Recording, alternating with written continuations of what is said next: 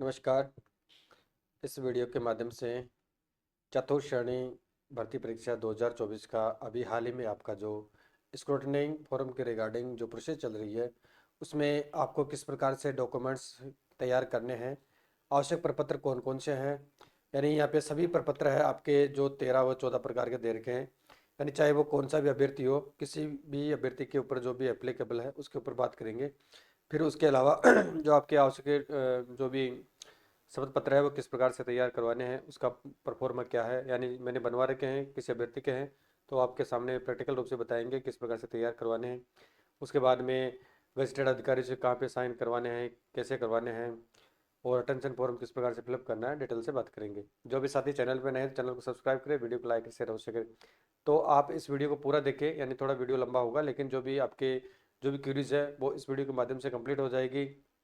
आपको अन्य चैनल या अन्य वीडियो देखने की आवश्यकता नहीं रहेगी। यानी कैसा भी अभ्यर्थी हो, किसी भी कैटेगरी का हो, ठीक है, उसके बारे में डिटेल से इस वीडियो के माध्यम से आपको समझाएंगे।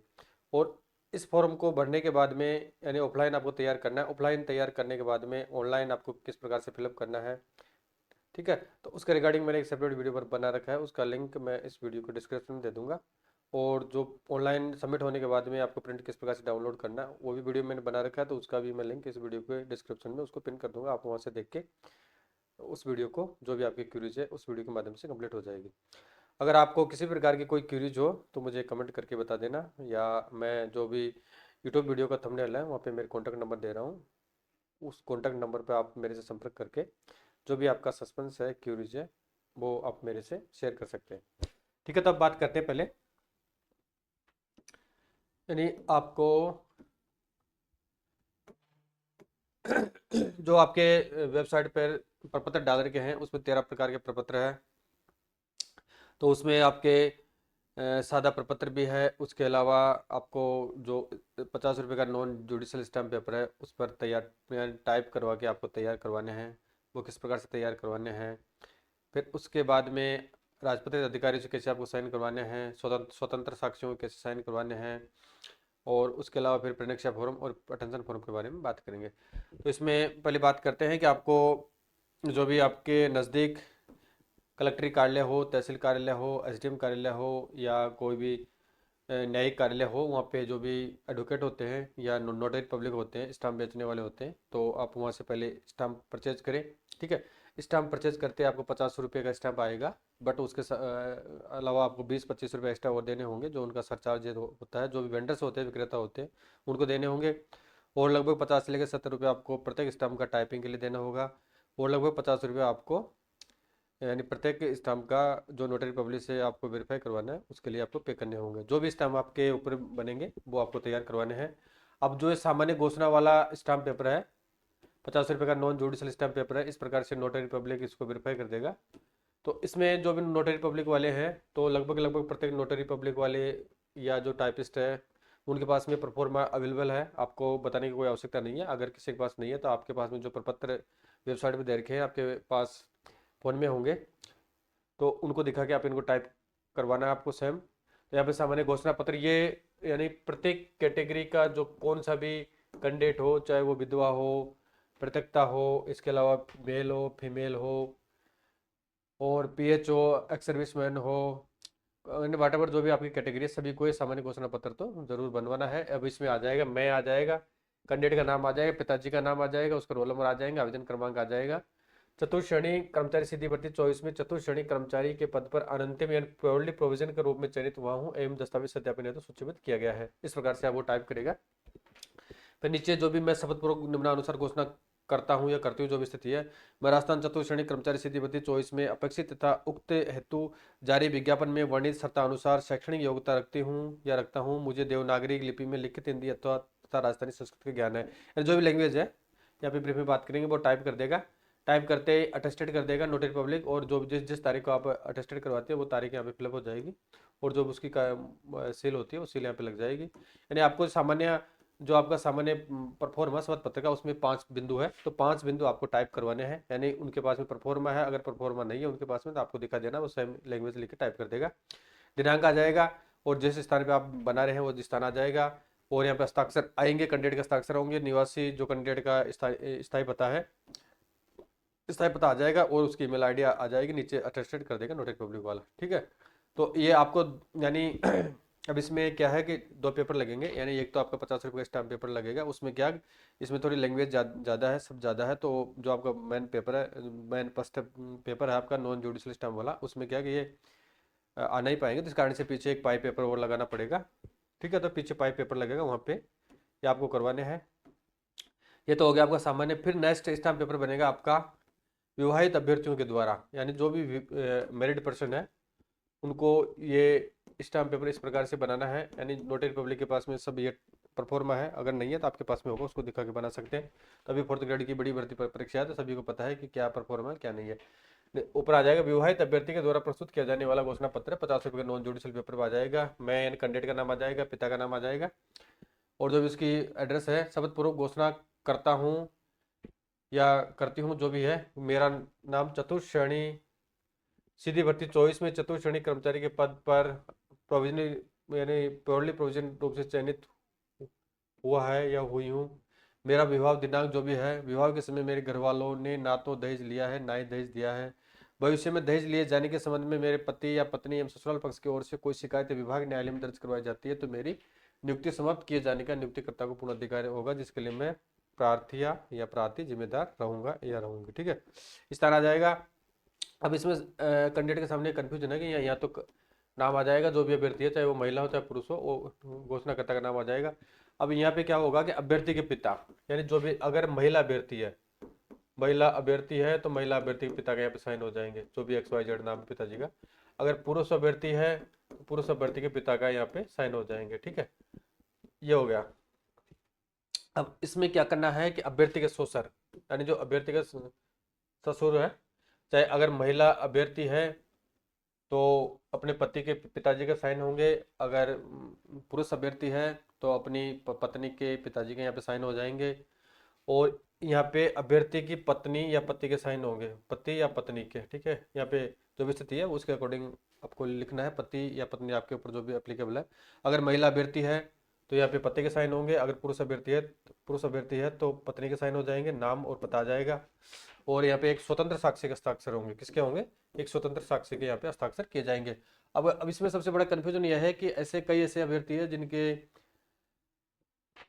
पिताजी नहीं है या इसके अलावा उनके ससुर की मृत्यु हो चुकी है, तो यहाँ पे कोई दिक्कत वाली बात नहीं है। आपके ससुर नहीं है तो आप अपने जो भी आपकी माता ससुर है उनके हस्ताक्षर करवा सकते हैं, या वो भी नहीं है तो आप इसको ब्लैंक रख सकते हैं। इसके अलावा आप अगर ब्लैंक रखते हैं तो आपके जो भी एपिडेविट है, एपिडेविट में आप घोषणा कर देना कि मेरे इस संबंध में यहाँ पे हस्ताक्षर नहीं होने का रीज़न यही है कि मेरे जो भी सास ससुर है उनका देहांत हो चुका है, इस कारण से यहाँ पे मैंने सिग्नेचर नहीं करवाए। ठीक है, आपका समझ में आ चुका होगा। फिर नेक्स्ट स्टाम्प आपका यानी अविवाहित अभ्यर्थियों के द्वारा प्रस्तुत किया जाने वाला घोषणा पत्र है, यानी ये भी आपको 50 रुपये का नॉन जुडिशियल स्टाम्प पेपर पर टाइप करवाने हैं। तो यहाँ पे घोषणा पत्र आ जाएगा, मैं कैंडिडेट का नाम आ जाएगा, एड्रेस आ जाएगा, शपथ पूर्वक घोषणा करता हूँ या करती हूँ, मेरा नाम चतुर्थ श्रेणी कर्मचारी सीधी भर्ती 24 में पद पर अनंतिम रूप से चयनित हुई हूँ। मेरा विवाह अभी तक नहीं हुआ है और भविष्य में जब भी होगा तब मैं या मेरे घर वाले ना तो दहेज लेंगे ना ही दहेज देंगे। भविष्य में दहेज लिए जाने के संबंध में मेरे पति एवं ससुराल पक्ष की ओर से कोई शिकायत विभाग न्यायालय में दर्ज करवाई जाती है, यानी सेम आपको टाइप करवाना है। यहाँ पे जो भी नोटिफिकेशन दे रखा कार्मिक विभाग का वो आ जाएगा, दिनांक आ जाएगी, जो भी जहाँ जो भी स्थान आपका जिस स्थान पे आप नोटरी से साइन करवा रहे हैं वो आ जाएगा। यहाँ पे नाम आ जाएगा, यानी घोषणा करता है, यानी जो भी एप्लीकेंट है कैंडिडेट का नाम आ जाएगा। और यहाँ पे दो साक्षियों को आपको हस्ताक्षर करवाने हैं, किस पे, यानी अविवाहित वाला, जो अविवाहित वाला प्रोफॉर्मा है उसमें दो साक्षियों के हस्ताक्षर होंगे, यानी आपको जो 9 व्यक्ति जानते हैं वो यहाँ पे साइन कर देगा, हस्ताक्षर हो जाएगा और नाम पता आ जाएगा। और इस तरीके से आपका जो सेकंड नंबर का साक्षी है उसका हस्ताक्षर नाम पता यहाँ पे आ जाएगा, जो आपको अच्छी तरह से जानते हो। ठीक है, फिर यह है आपका संतान संबंधी घोषणा पत्र। अब ये महत्वपूर्ण है, यानी संतान संबंधी घोषणा पत्र आपको सादे कागज पर देना होगा, इसमें स्टाम्प पेपर की कोई आवश्यकता नहीं है। तो ये चाहे वो विवाहित अभ्यर्थी हो चाहे अविवाहित अभ्यर्थी हो, दोनों को बनाना जरूरी है, क्योंकि संतान संबंधी घोषणा पत्र में जो अविवाहित अभ्यर्थी है उनको कोई आवश्यकता नहीं थी, लेकिन जो आप जैसे जैसे ही आप SSO ID के माध्यम से लॉगिन करेंगे परीक्षा फॉर्म, तो वहाँ पे क्या स्टार बना हुआ है उनको अनिवार्य रूप से आपको फिलअप करना जरूरी है, यानी दस्तावेज अपलोड करने जरूरी है। तो इस कारण से आपको फॉर्म आगे नहीं बढ़ पाएगा। तो जो अनमेरिड पर्सन है उनको भी संतान संबंधी घोषणा पत्र तैयार करवाना है, और जो मेरिड पर्सन है अगर उनके बच्चे हैं उनको तो करवाना ही है, वो तो कंपलसरी है। लेकिन जो अनमेरिड है उनके लिए भी संतान संबंधी घोषणा पत्र सामान्य कागज पर आपको बनाना है, और जो एसएसओ आईडी से आप लॉगिन करेंगे वहाँ पे आपको अपलोड करना जरूरी होगा आपका जो भी दस्तावेज है सामान्य कागज में, यानी आपको अलग से टाइप करवाने की कोई आवश्यकता नहीं है, इसी को प्रिंट निकाल लेना आप। तो कार्य विभाग की अधिसूचना क्रमांक जो भी दे रखी है अनुसार में निम्नलिखित प्रपत्र जो कि राजपत्रित अधिकारी से प्रमाणित है प्रस्तुत आप कर रहा हूँ या कर रही हूँ आपको करवाना है। कैंडिडेट का नाम आ जाएगा, पुत्र पत्नी पत्नी जो भी स्थिति आ जाएगा, रोल नंबर आ जाएंगे। चतुर्श्रेणी कर्मचारी सीधी भर्ती 24 में चतुर्श्रेणी कर्मचारी के पद पर प्योरली प्रोविजन रूप से चयनित हुआ हूँ या हुई हूँ। अब इसमें यानी दोनों को बनना है, अनमेरिड और अनमेरिड दोनों को बनना है। अगर मेरिड पर्सन है तो उनके बच्चों की संख्या 31 मई 2002 तक कितनी, 21 जून 2002 तक कितनी थी, जो भी स्थिति है, एक थी, दो थी या नील थे। क्रमांक संख्या बच्चों का नाम आ जाएगा, जन्म तिथि आ जाएगी। और इसके अलावा 1 जून 2002 को एवं इसके पश्चात मेरे बच्चों की संख्या में वृद्धि नहीं हुई है, या 1 जून 2002 को या इसके पश्चात मेरे बच्चों की संख्या में वृद्धि हुई है, या वर्तमान मेरे बच्चों की कुल संख्या जो भी स्थिति है। अगर अनमेरिड पर्सन है तो वहाँ पे हर जगह आपको नील नील कर देना है, ठीक है, कुछ नहीं बनना है। और यहाँ पे अभ्यर्थी का हस्ताक्षर हो जाएंगे, नाम आ जाएगा, चतुर्श्रेणी कर्मचारी ऑटोमेटिक लिखा हुआ मिलेगा ही।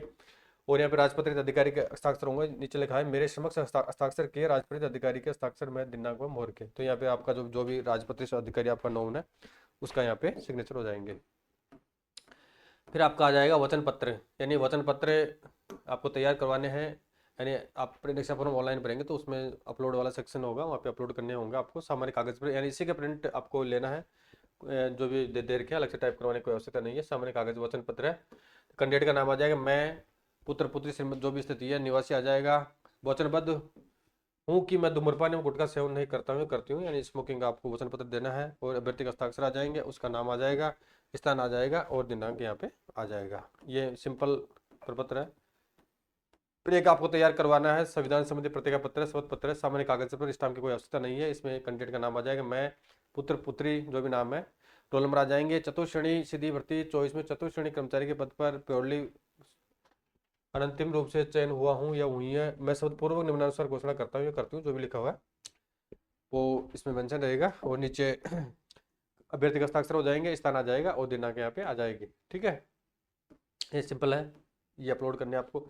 अब ये महत्वपूर्ण है नमूना हस्ताक्षर, यानी नमूना हस्ताक्षर का जो दे रखा है वो प्रपत्र, उसमें आपको आपको प्रिंट निकालना है, खाली सामान्य कागज पर सेम इसको रखना है, अलग से टाइप करवाने की आवश्यकता नहीं है।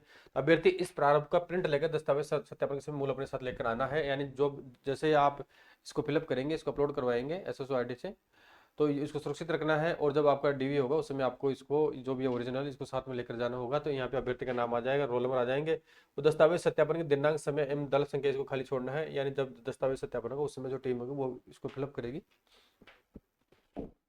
और इसमें जो ऊपर लैंग्वेज लिखी हुई है हिंदी की, ठीक है, वो सेम आपको हिंदी प्रारूप में लिखना है। अभी यहाँ से सेम आपको लिखना है, यानी मैं कैंडिडेट का नाम आ जाएगा, पुत्र पुत्री आ जाएगा, अभ्यर्थी के रोल नंबर, आपके रोल नंबर आ जाएंगे, आवेदन क्रमांक, शपथ की घोषणा करता हूँ कि मैं विज्ञप्ति अनुसार भर्ती परीक्षा चतुर्श्रेणी भर्ती परीक्षा के लिए निर्धारित सभी पात्रताओं को पूरा करता हूँ करती हूँ, ठीक है। और यहाँ पे अभ्यर्थी का हस्ताक्षर हो जाएंगे, यानी हिंदी में आपको साइन करने हैं, ठीक है, जो आपने एप्लीकेशन फॉर्म में किए हैं। अगर कोई अभ्यर्थी दूसरा साइन कर देता है तो ऐसे कोई दिक्कत वाली बात नहीं है कि आपको डिबार किया जाएगा, बट आपको ना ऐसे दिक्कतों का सामना नहीं करना पड़े, जो भी आपने एप्लीकेशन में साइन किए थे वो साइन आपको करना है। और यहाँ पे फिर सेम इस प्रकार से ये सेम यहाँ पे आपका नाम आ जाएगा, father's name, roll number, application ID जो भी है वो सेम कॉपी करना है, और यहाँ पे आपको साइन करने हैं, यानी ऊपर इंग्लिश में हो गया, नीचे हिंदी में हो गया। इंग्लिश में आपको आपके इनिशियल साइन करने हैं। अगर कोई इंग्लिश में किसी ने साइन नहीं किए हैं तो कर देना, कोई दिक्कत वाली बात नहीं, क्योंकि आपने जब OTR फिलअप किया था उसमें भी आपके इंग्लिश के साइन हो रहे हैं, तो उसके अकॉर्डिंग आप साइन कर देना। अगर आप यहाँ से गलती से हिंदी में साइन कर देते हैं तो भी कोई दिक्कत वाली बात नहीं, सब चलेगा। आप बट आप ध्यान रखें कि जो इंग्लिश का दे रखा है इंग्लिश वाला साइन करें। अब ये चरित्र प्रमाण पत्र है, ये महत्वपूर्ण है, यानी जो ये चरित्र प्रमाण पत्र दे रखा है आपको 2 राजपत्रित यानी 2 गजेटेड अधिकारियों से आपको बनवाना है, अलग अलग से, किसे 2 राजपत्रित अधिकारी से तैयार करवाना है आपको।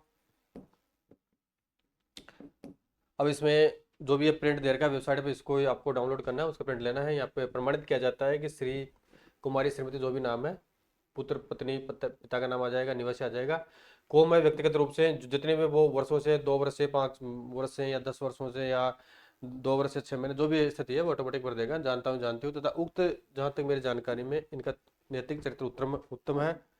यहाँ पे दिनांक आ जाएगा, हस्ताक्षर कर देंगे जो भी अधिकारी होगा आपका, और उसका कार्यालय की जो सील है वो सील यहाँ पे मेंशन कर देगा। ये तो हो गया आपका फर्स्ट नंबर का चरित्र प्रमाण पत्र। फिर दूसरा चरित्र प्रमाण पत्र सेम रहेगा, यानी सेम प्रोफॉर्मा है, कुछ नहीं करना है। यहाँ पे कैंडिडेट का नाम सेम रहेगा, और जो दूसरा अधिकारी साइन करेगा वो आपको कितने वर्षों से जानता है, कितने महीने से जानता है, यहाँ फिलअप कर देगा, और उसके यहाँ पे साइन हो जाएंगे, दिनांक कर देगा, और कार्यालय की मोहर यहाँ पे सील लग जाएगी, सेम रहेगा। और इसके अलावा मैंने यहाँ पे इसमें एनक्लोज नहीं किया है, और इसके अलावा दो तो चरित्र प्रमाण पत्र आपके राजपत्रित अधिकारी से अलग अलग हो जाएंगे। और इसके अलावा जहाँ से आपने अंतिम संस्थान से पास आउट किया रेगुलर, यानी प्राइवेट की बात नहीं है, एंड रेगुलर आपने जहाँ पास आउट किया है उसका आपको अंतिम कॉलेज या स्कूल का चरित्र प्रमाण पत्र मेंशन करना जरूरी है, ठीक है। अब उसका कोई परफॉर्मा नहीं है, जो भी स्कूल वाले हैं वो उनका जो भी परफॉर्मा है उसके अकॉर्डिंग आपको बना के दे देंगे। ये तो हो गया आपके सामान्य जो भी प्रपत्र है उनके बारे में डिटेल से बात कर चुके हैं। अब इसके अलावा सॉरी, इसमें एक चीज़ और देख लेते हैं, लास्ट में आपके दो तीन प्रपत्र और रह गए हैं। एक सेकंड, जो भी विधवा है उनको किस प्रकार से तैयार करने हैं, फिर लास्ट में प्रेनेक्षा और अटेंशन फॉर्म को लास्ट में बात करेंगे। हालांकि इसके बारे में मैंने वीडियो बना रखा है, तो प्रेनेक्षा फॉर्म में ज़्यादा दिमाग लगाने की आवश्यकता नहीं है, इसमें थोड़ा ब्रीफ में देखेंगे। हालांकि मैंने वीडियो बना रखा है, इस चैनल पे आपको मिल जाएंगे, आप वहाँ से उनको देख सकते हैं। अब इसके अलावा स्टाम्प पेपर और बनेगा, यानी ऐसे अभ्यर्थी जो विधवा अभ्यर्थी है उनको 50 रुपये का नॉन जुडिशियल स्टाम्प पेपर पर नोटरी से प्रमाणित करवाना, जिस प्रकार से पहले करवा रखा है। यहाँ पे कैंडिडेट का नाम, पति पत्नी जो भी है, जो सेम लैंग्वेज लिखी हुई है उसके अकॉर्डिंग आपको नोटरी से प्रमाणित करवाना है। नाम यानी कैंडिडेट का नाम आ जाएगा, स्थान दिनांक आ जाएगा, दो साक्षियों के यहाँ पर हस्ताक्षर हो जाएंगे और उनका एड्रेस आ जाएगा। इसी तरीके से जो प्रत्येकता अभ्यर्थी है यानी डाइवर्स है उनको भी घोषणा पत्र 50 रुपये का नॉन जुडिशियल स्टाम्प पेपर तैयार करवाना है, जो भी लैंग्वेज लिखी है वो उनके पास मिल जाएगी। नाम, घोषणा पत्र आ जाएगा, स्थान आ जाएगा, दो साक्षियों के हस्ताक्षर हो जाएंगे। और इसके अलावा लास्ट है विवाह प्रमाण पत्र, यानी जिनका विवाह 22 मई 2006 से पूर्व हुआ है उनको इस प्रकार से ये तैयार करवाना है, क्योंकि उनके पास में रजिस्ट्रेशन सर्टिफिकेट नहीं है, विवाह पंजीकरण नहीं है, तो इस कारण से उनको ये इस प्रारूप में उनको नॉन जुडिशियल स्टाम्प पेपर बनाना होगा, ठीक है। और यहाँ पे नोटरी पब्लिक हस्ताक्षर कर देगा, शपथ कर्ता के यहाँ पे हस्ताक्षर हो जाएंगे। और लास्ट में जो ऐसे अभ्यर्थी जो टीएसपी वाले हैं, किसके हैं, टीएसपी क्षेत्र के हैं, और वो अपना चयन नॉन टीएसपी क्षेत्र से लेना चाहते हैं, टीएसपी से लेना चाहते हैं, तो उनको विकल्प देना होगा। यानी जो भी आपका इनका चयन क्या है कि टीएसपी वाला कैंडिडेट है उनको ऑप्शन होता है टीएसपी नॉन टीएसपी में सिलेक्शन ले सकता है, तो उसको देना होगा कि मैं मेरा चयन नॉन टीएसपी में चाहता हूँ, टीएसपी में चाहता हूँ, उसके अकॉर्डिंग देना होगा। अगर वो ये ऑप्शन नहीं देते हैं तो डिपार्टमेंट द्वारा बाय डिफॉल्ट उनको टीएसपी में कंसिडर किया जाएगा। हस्ताक्षर आ जाएंगे, नाम, पता, मोबाइल नंबर यहाँ पे आ जाएंगे। फिर लास्ट में जो आपका प्रोफॉर्मा है वो है, यानी विधवा प्रत्येकता अभ्यर्थियों द्वारा पुनर्विवाह किए जाने नहीं किए जाने के संबंध में फोटो युक्त स्व हस्ताक्षर घोषणा पत्र सामान्य कागज पर इसका प्रिंट निकाल लेना, वो सामान्य कागज पर देना है। यहाँ पे अभ्यर्थी का फोटो लेटेस्ट लग जाएगा, और जो भी लैंग्वेज रही है इसमें आपको कर देना। मैं जो भी कैंडिडेट का नाम है, पुत्र, पुत्री, श्री, निवासी जो भी है, शपथ पूर्वक घोषणा करती हूँ कि मेरा नाम चतुर्थ श्रेणी कर्मचारी सिद्धि 24 के चतुर्थ श्रेणी कर्मचारी पद पर अंतिम रूप से चयनित हुआ हूँ या हुई हूँ, ठीक है, यानी हुई हूँ आएगा यहाँ पे। मैं शपथपूर्वक घोषणा करती हूँ कि आदि दिनांक तक पुनर्विवाह नहीं हुआ है तथा भविष्य में विवाह होने पर 1 माह में विवाह को अवगत करवा दूंगी, ठीक है। अभ्यर्थी के यहाँ पे हस्ताक्षर हो जाएंगे। ये तो हो गया आपके प्रपत्र। अब आपका प्रेक्षा फॉर्म है, इसको देख लेते हैं। जो भी आवश्यक प्रपत्र किस प्रकार से तैयार करवाने हैं आपको वो डिटेल से बात कर चुके हैं।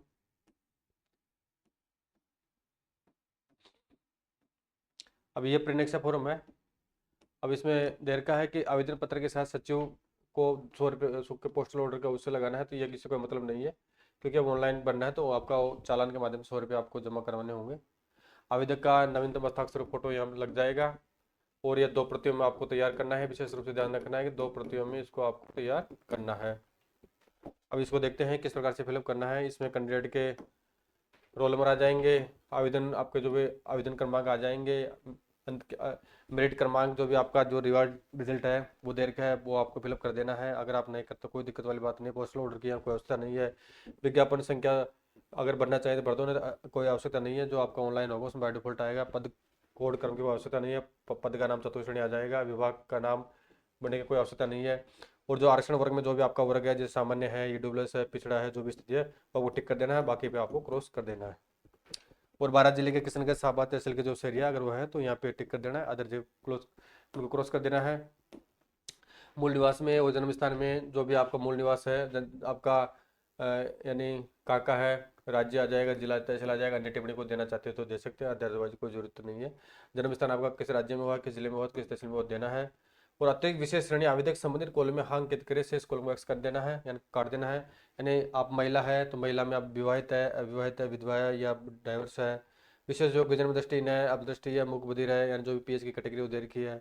इसके अलावा भूतपूर्व सैनिक है, उत्कृष्ट खिलाड़ी है, एनसीसी है, एमआईएमडी है, जो भी आपके ऊपर एप्लीकेबल है। जैसे कोई अविवाहित है तो आपको टिक कर देना या हाँ कर देना है, और बाकी पे आपको क्रॉस कर देना, जो भी आपके ऊपर जो जैसे भी एप्लीकेबल है कैंडिडेट के ऊपर, उसके अकॉर्डिंग आपको ध्यान रखना है। अगर वो सेवारत कर्मचारी के बारे में बात करें तो इनमें से अगर कोई ऑलरेडी गवर्नमेंट जॉब में है तो उनको यहाँ पे मेंशन करना होगा, राज्य सेवा के कर्मचारी है या पंचायत राज सार्वजनिक निगम के हैं या विभागीय कर्मचारी है या नॉन गेजेटेड है, मंत्रालय कर्मचारी, जो भी स्थिति आपको यहाँ पे हाँ कर देना है, टिक कर देना है। हालांकि इसमें कोई रेयर केस में मिलेंगे, यानी राजस्थान सरकार के तो मिलेंगे नहीं, सेंट्रल गवर्नमेंट के कोई रेलवे के कर्मचारी या अदर कोई एसएससी जीडी हो या कोई एमटीएस एसएससी के थ्रू लगा हुआ हो या अन्य कोई पोस्ट भी हो सकती है, तो ज़्यादातर उन्हीं के अभ्यर्थी आपको मिलेंगे। यहाँ पे आवेदक का नाम लिखना है, हिंदी में आ जाएगा, अंग्रेजी में ब्लॉक लेटर्स में कैपिटल लेटर में आपको नाम लिखना है, ध्यान रखना कैपिटल में लिखना है। पिता का नाम आ जाएगा, माता का नाम आ जाएगा, आवेदक की जन्म तिथि कितनी है, जो भी जन्म तिथि फिलअप हो जाएगी, विज्ञप्ति में निर्धारित तिथि को आपकी आयु कितनी है वो आपको कैलकुलेट करना है, यानी 1 जनवरी 26 को मान के, कैसे करना है, 1 जनवरी 26 को मान के आपको कैलकुलेट करना है। आपकी नागरिकता भारतीय होगी लगभग सभी की, कोई भारी नहीं होगा। आपका धर्म जो भी हिंदू है, मुस्लिम है, जैन है, सिख है, ईसाई, जो उसके अकॉर्डिंग बन देना है। विवाह की स्थिति में जो भी आपका आप मैरिड है यानी अनमेरिड है, मैरिड है, डाइवोर्स है या विडो है, जो भी स्थिति है, विधुर है, पुनर्विवाह जो भी है, उसके अकॉर्डिंग आपको टिक करना है, बाकी पे आपको क्रॉस कर देना है। इसके अलावा विवाह विवरण विवाहित होने की स्थिति में जो मैरिड पर्सन है उनके लिए है, तो यहाँ पे पति पत्नी का नाम आ जाएगा, जो भी स्थिति है, पत्नी विवाह की तिथि है, विवाह स्थान कौन सा है, पंजीयन संख्या जो आपने मैरिज सर्टिफिकेट बना रखा है उसमें पंजीयन संख्या मेंशन है, पंजीयन स्थान कहाँ पे है, यानी एसडीएम कार्यालय है, तहसील कार्यालय है, जिला कलेक्टर कार्यालय है, पंजीयन अधिकारी कौन है, एसडीएम है, तहसीलदार है या जिला कलेक्टर है या नगर पालिका का कोई भी अधिकारी है। संतान विवरण यानी संतान होने की स्थिति में आपको विवरण देना है, कितनी संतानें आपकी है। जीवित संतानों का नया नाम आ जाएगा, 1 है, 2 है, 3 है, अगर 2 से अधिक है तो आपको राज्य सेवा में कंसिडर नहीं किया जाएगा, अगर दूसरी संतान जुड़ा हो जाती है तो कोई दिक्कत नहीं है। और 1 जून 2002 से पूर्व कितनी संतानें हैं, 1 जून 2002 के पश्चात आपकी कितनी संतानें हैं। और इसके अलावा पत्र व्यवहार का आपको पद में फ़ोन नंबर, मोबाइल नंबर, पता लिखना होगा, यानी पत्र व्यवहार जो भी आपका जो भी आप पताचार करना चाहते हैं कौन सा भी एड्रेस लिख सकते हैं। और स्थायी निवास पता जहाँ का आपका मूल निवास है वो स्थायी निवास पता आपको लिखना है। शैक्षणिक योग्यता के बारे में जो भी आपकी शैक्षणिक योग्यता है वो यहाँ पे आपको मेंशन करना होगा, यानी शैक्षणिक योग्यता के बारे में बात करें तो आपका जो 10वीं है, परीक्षा उत्तीर्ण नाम है तो यहाँ पे 10th क्लास आ जाएगा, यहाँ 12th आ जाएगा, यहाँ आपका यूजी आ जाएगा, यहाँ पीजी आ जाएगा, जो भी डिप्लोमा अन्य उपाधि है।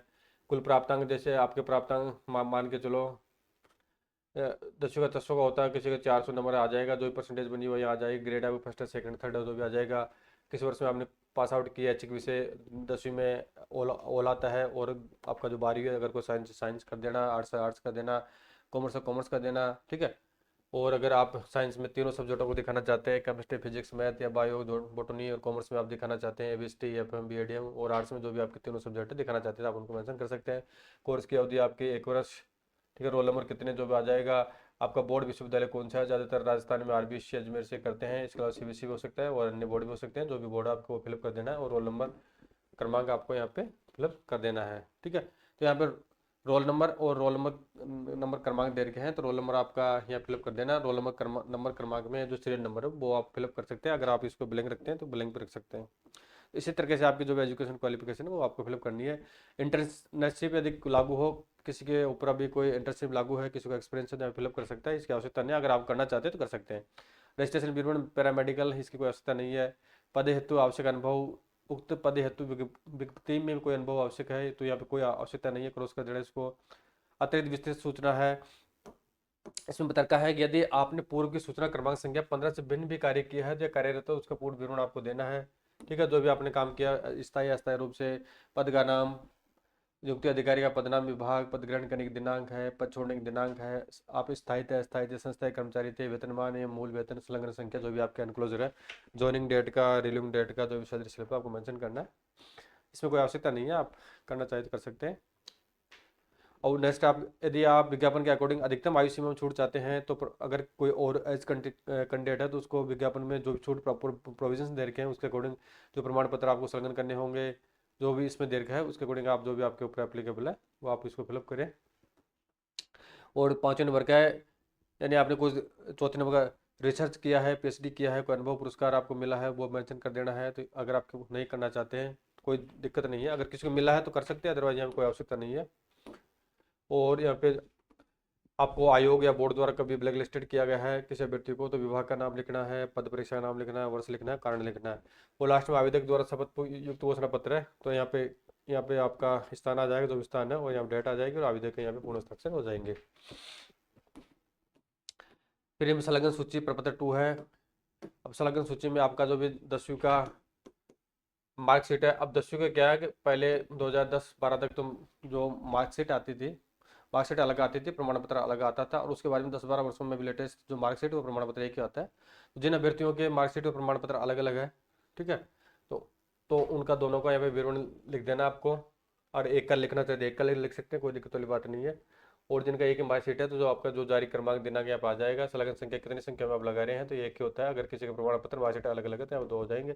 इस तरह से सेम जो भी आपका 10th 12th और इसके अलावा यूजी पीजी आपका डिग्री प्रोविजनल सर्टिफिकेट एक्सेट्रा जो भी है, अंक पत्र डिप्लोमा का है, अनुभव प्रमाण पत्र हो, मूल निवास है, जाति है, अन्य प्रमाण पत्र कोई हो आपको, आपका यानी जो भी है वो सबको आपको एनक्लोज करके जो भी उनकी प्रतियां लिख देना है।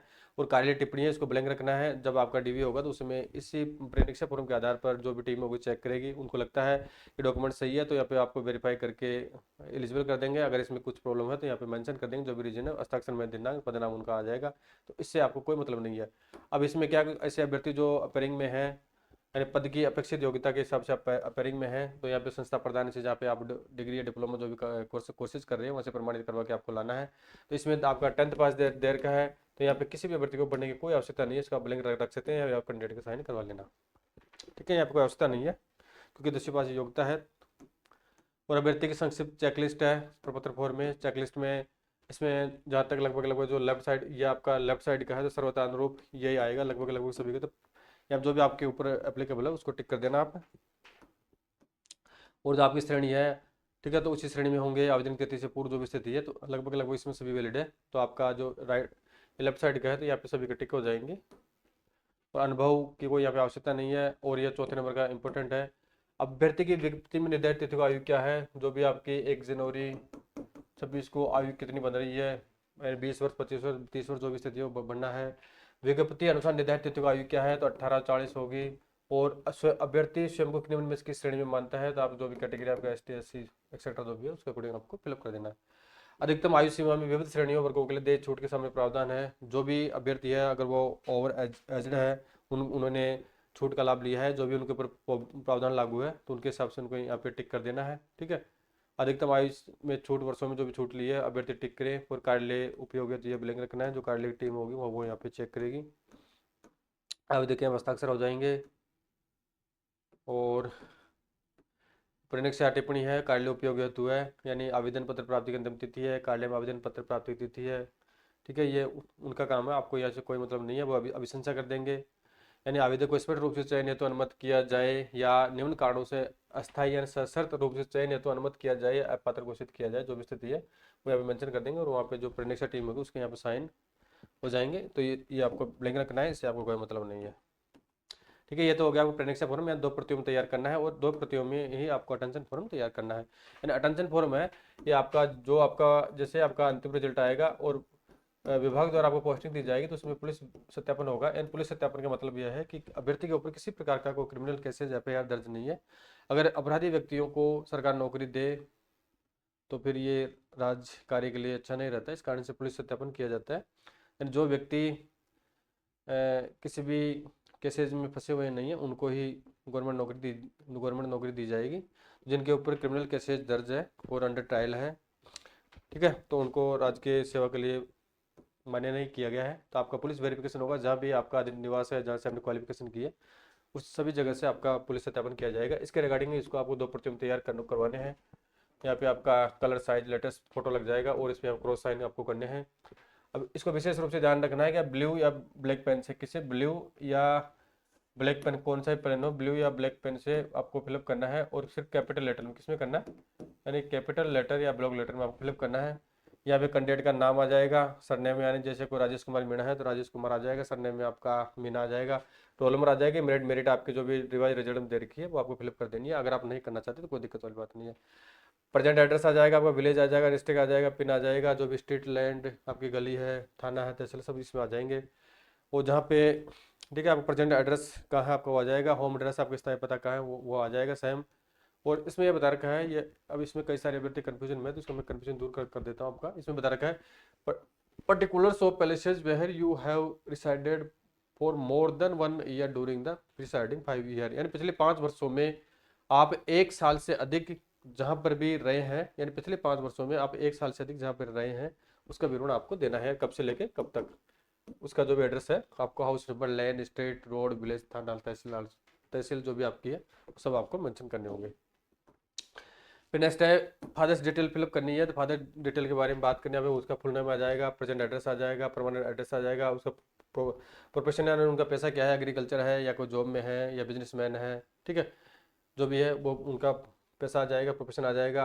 अगर किसी का अभ्यर्थी, किसी का फादर अगर गवर्नमेंट जॉब में है, ठीक है, तो उसको यहाँ पे यस करेंगे, और साथ में जो भी उसकी डेजिग्नेशन है किस पोस्ट पे, जैसे एलडीसी है या टीचर है, डिपार्टमेंट का नाम आ जाएगा, और जहाँ भी उसकी पोस्टिंग पैलेसेज है वो आपको मेंशन करने हैं कैपिटल लेटर में। और नेशनलिटी है, फादर मदर हस्बैंड वाइफ है, तो जो भी जिनके फादर मदर है और उसके हस्बैंड वाइफ जो भी स्थिति है उसके अकॉर्डिंग आपको इंडियन करना है, तो लगभग सभी के इंडियन रहेंगे, यहाँ पे कुछ करने की आवश्यकता नहीं है, टिक करना है केवल आपको। नेक्स्ट है palace of birth with name of districts and state, ठीक है, तो इनमें से बता रखा आपके पति या पत्नी का जन्म कहाँ पे हुआ है, तो इसको जो जो भी जिसके ऊपर जो भी एप्लीकेबल है उसके अकॉर्डिंग आपको फिलअप कर देना है, जो भी स्थान है, डिस्ट्रिक्ट और आपका स्टेट कौन सा वो फिलअप कर देना है, डेट ऑफ बर्थ क्या है, ठीक है, यानी कैंडिडेट की प्रेजेंट एज ऑफ एडवर्टाइज, यानी यहाँ पे डेट ऑफ बर्थ में जो अभ्यर्थी है उसकी डेट ऑफ बर्थ आएगी, ये ध्यान रखना। और आपके विज्ञापन के अकॉर्डिंग प्रेजेंट एज कितनी है, जैसा कि आपने परीक्षा फॉर्म में फिलअप किया है वो आपको निकालनी है, यानी 1 जनवरी 2026 को आपकी एज कितनी है। और 10वीं जब जब आपने पास की थी उस समय आपकी एज कितनी थी, तो 10वीं पास से आपको एज कैसे निकालनी है, जो आपका रिजल्ट आया था 10वीं का आपको मार्कशीट में देखना है किस तारीख को रिजल्ट आया था, तो उस तारीख से जो रिजल्ट डेट डिक्लेयर की डेट है उसके अकॉर्डिंग आपको अपना डीओपी निकालना है। नेक्स्ट है palace of birth district and state which is situated, यानी आपका बर्थ कहाँ पे हुआ है, उस स्थान का नाम आ जाएगा, जो गांव है, टाउन है, कस्बा है, जिला जो भी स्थिति है, डिस्ट्रिक्ट आ जाएगा, स्टेट आ जाएगा, district and state to which you belong, यानी किस किस राज्य से या किस जिले से आप बिलोंग करते हैं, डिस्ट्रिक्ट का नाम आ जाएगा, स्टेट का नाम आ जाएगा, स्टेट ऑफ रिलीजन आपका धर्म कौन सा है, हिंदू है, मुस्लिम है, सिख है, ईसाई, वट जो भी है आपको इंग्लिश में फिलअप करना है ब्लॉक लेटर में। अब नीचे दे रखा है इसमें are you a member of a schedule caste या शेड्यूल ट्राइब, आंसर यस और no, and if the answer is yes state the nominate thereof. इसमें क्या कर रखा है, अगर आप एससी या एसटी के हो तो आपको यस करना है, अगर आप यस करेंगे तो यहाँ पे जो भी राज्य है उसका नाम आ जाएगा, राजस्थान का यहाँ पे नाम आ जाएगा, ठीक है। और अन्य कोई अभ्यर्थी एसटी एससी का नहीं तो वहाँ पे आपको नो कर देना है, और यस कर रहे हैं तो आप राज्य का नाम लिखना जरूरी है। नेक्स्ट है इसमें बता रखा है education qualification showing place of education with years in school and colleges and college since 15 years of age, यानी 15 वर्ष की उम्र के बाद में जो भी आपने क्वालिफिकेशन की है, जैसे कोई अभ्यर्थी भी 30 वर्ष का है तो 15 वर्षों के दौरान उसने क्या कोई पढ़ाई की है, यानी 15 वर्ष के बाद में जो भी क्वालिफिकेशन की है वो मेंशन करना है। लगभग जो कैंडिडेट 10वीं पास कर लेते हैं उसके बाद में जो भी आपने क्वालिफिकेशन की है तो आपको मेंशन करनी है। एड्रेस यानी स्कूल कॉलेज का नाम आ जाएगा, और जो भी उसका एड्रेस है वो आ जाएगा, डिस्ट्रिक्ट आ जाएगा, पिन आ जाएगा। इस तरीके से आपने, जैसे किसी ने 12वीं की है फिर किसी ने यूजी किया है उस कॉलेज का नाम आ जाएगा, और विलेज आ जाएगा, जो भी इसका एड्रेस है, डिस्ट्रिक्ट का पिन आ जाएगा। इस तरीके से आपने कोई पीजी किया है, जो भी डिग्री डिप्लोमा आपने किया है उसके अकॉर्डिंग आपको जो भी 5 तक मैक्स टू मैक्स फिलअप करना है। और इसमें आपने उस क्लास में कब एंट्री ली है और कब आपने छोड़ा है, एनटीसी कटवाई, एक तरीके से एग्जामिनेशन कौन सी पास की है, तो डेट ऑफ एंट्रिंग में ध्यान रख लेना आपको। मोस्टली जो एडमिशन होते हैं जुलाई में होते हैं, बट आपका जो भी जिस एग्ज़ाम में या जो भी लास्ट पास आउट आपकी क्लासेज है उसके अकॉर्डिंग देख लेना कि आप किस मंथ में लगभग एंट्री ले रहे हैं, तो यहाँ पे नॉर्मली अपने हिसाब से देख लेना, और कौन सी एग्ज़ाम आपने पास की है इस तरीके से ये पांचों कॉलम आपको फिलअप करने हैं। अगर पांच आपके ऊपर एप्लीकेबल है तो पांच भरे, कुछ जरूरी नहीं है कि आप पांचों को भरें, जो भी आपके ऊपर एप्लीकेबल है। तीन है तीन भरे, दो है तो दो ही भरे, एक है तो एक ही भरे। नेक्स्ट है, if you have at any time been employed given details. अगर कोई एनी टाइम कोई राज्य सरकार का कर्मचारी रहा है, भारत सरकार का रहा है, तो वहाँ पे विवरण देना होगा। डिजिग्नेशन ऑफ पोस्ट हेल्ड और डिस्क्रिप्शन ऑन वर्क, और इसके अलावा कब से लेकर कब तक, फुल एड्रेस जो भी आपको ऑफिस को देना है। इसके अलावा 12वें नंबर का पॉइंट है, have you ever been connected by a court or any officers. If the answer is yes the full, अगर आप कोर्ट या ऑफिसर से कभी कनेक्टेड घोषित किए गए हैं, तो अगर किए गए हैं तो आपको यस करना है, और यस करते ही आपको जो भी केस की डिटेल है वो आपको शॉर्ट में फिलअप करनी है, और जो नहीं है तो वहाँ पे नो नो हो जाएगा। इसके अलावा name of the two responsible person of your locality और two reference to whom you are known, यानी कोई भी लोकेलिटी में आपका रेफरेंस वाला आदमी, उत्तरदायित्व वाला आदमी हो या आपको अच्छी तरह से जानता हो। दो लोकेलिटी व्यक्तियों का नाम आ जाएगा, उनके पिता का नाम आ जाएगा, और उनका जो भी एड्रेस है छोटे में आ जाएगा, और वहाँ पे इनिशियल उनके साइन हो जाएंगे। ठीक है, इस प्रकार से ये आपका प्रेडिक्शन फॉर्म 2 प्रतियों में तैयार करने हैं। और इसमें ये ध्यान रखना है कि जो आपको अभी ये जो भी ये डिक्लेरेशन है वो पढ़ लेना आपको, और यहाँ पे जो डेट है, डेट जिस दिन आप तैयार करवा रहे हो तो वो डेट पर देना, पहले से भर देना, और यहाँ पे कैंडिडेट के सिग्नेचर हो जाएंगे। और इसको जो रजिस्टर्ड व्यक्ति है वो साइन कर देगा, वो इसको फिलअप कर देगा, कैंडिडेट का नाम आ जाएगा, उसके फादर या पति पत्नी जो भी स्थिति नाम आ जाएगा, वो कितने वर्ष से वो जानता है, कितने महीने से जानता आ जाएगा, वो यहाँ पे पहले से भर देगा, तारीख भर देगा, और यहाँ पे सिग्नेचर कर देगा, और डेजिग्नेशन और स्टेटस जो भी उसके स्टाम्प नंबर सहित यहाँ पे उसको प्रमाणित कर देगा। तो इस प्रकार से आपका जो ये प्रणीक्षा फॉर्म है वो तैयार हो जाएगा। तो प्रणीक्षा फॉर्म को आपको 2 प्रतियों में तैयार करवाने हैं, और इसमें 2 प्रतियों में तैयार करवाएंगे तो इस आपके सामने एक कन्फ्यूजन है कि क्या 2 गजेटेड अधिकारियों का साइन होंगे। जी नहीं, कि केवल जो भी एक गजेटेड अधिकारी है और दोनों प्रतियों पर आप एक के ही हस्ताक्षर करवा सकते हैं। ठीक है, तो इस वीडियो के माध्यम से डिटेल से बात कर चुके हैं कि आपको आवश्यक प्रपत्र कौन कौन से हैं, प्रैक्टिकल रूप से जो तैयार करवा के रखें वो इस प्रकार से रहेंगे, उनमें क्या क्या मेंशन करवाना है, यानी जो भी प्रत्येक कैटेगरी के जो अभ्यर्थी है किन के ऊपर क्या एप्लीकेबल होगा उसके बारे में डिटेल से बात कर चुके हैं। उसके अलावा आपका जो परीक्षा फॉर्म है किस प्रकार से तैयार करवाना है, अटेंशन फॉर्म 2 प्रतियों में किस प्रकार से तैयार करने हैं, और आपके परीक्षा फॉर्म भी आपको 2 प्रतियों में तैयार करवाने हैं, और आपके जो दस्तावेज है वो किस प्रकार से आपको परीक्षा फॉर्म में मेंशन करने हैं, वो डिटेल से बात कर चुके हैं। अगर किसी को कोई क्वेरीज हो तो मैं कमेंट करके बताना, या मुझे कॉल कर सकते हो आप, यानी हर समय मैं आपके लिए अवेलेबल हूँ। सिर्फ आप थोड़ा सुबह शाम का ध्यान रखें, तो ऑफिसिंग टाइमिंग का ध्यान रखें, उसके बाद में मैं जैसे फ्री होऊंगा तो आपको रिप्लाई दे दूंगा। और SSO ID के माध्यम से किस प्रकार से आप ये प्रपत्र आपको ऑफलाइन तैयार करवाने हैं, और इसके बाद में SSO ID के माध्यम से आपको लॉगिन करवाना है। लॉगिन करवाने के लिए मैंने एक वीडियो बना रखा है, उसका पिन मैं यहाँ पे पिन कर रहा हूँ, उस वीडियो को देख सकते हैं आपको किस प्रकार से लॉगिन करना है। ठीक है साथियों, थैंक यू।